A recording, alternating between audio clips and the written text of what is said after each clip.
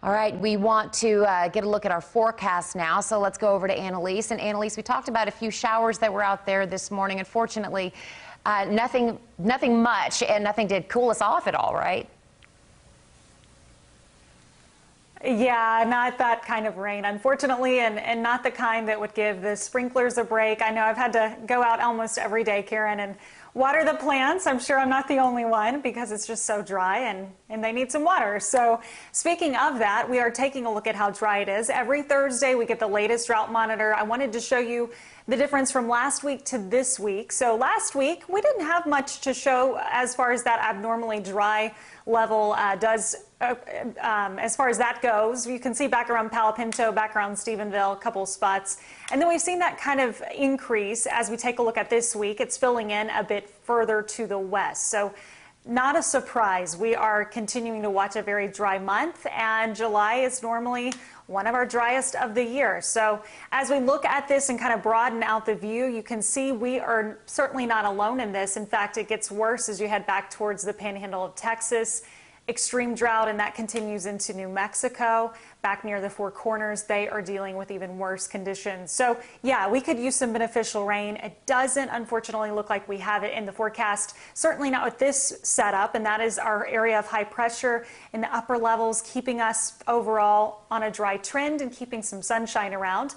It is moving off further to the east today, so we see a bit of a change in its position, and that will continue to be the story as we head towards the weekend. That spells out good news, though, for us as far as our temperatures do go.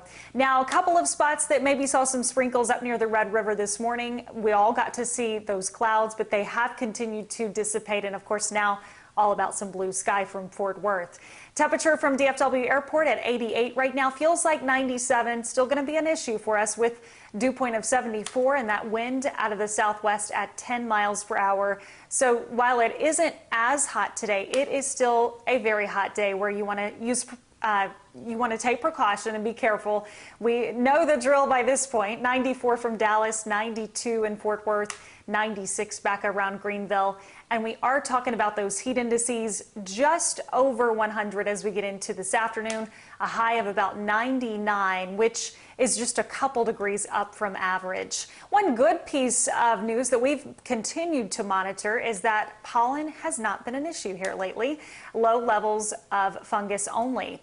Your weekend forecast, trying to get those plans together. It is going to be a pretty good weekend all in all for July as we watch for dew points to stay in the 60s with that ridge building further back off to the east, giving us the slightest bit of relief and bringing our feels-like temperatures down more importantly. So if you think about where we were on Monday, those feels-like temperatures were in the 110 to 115 range.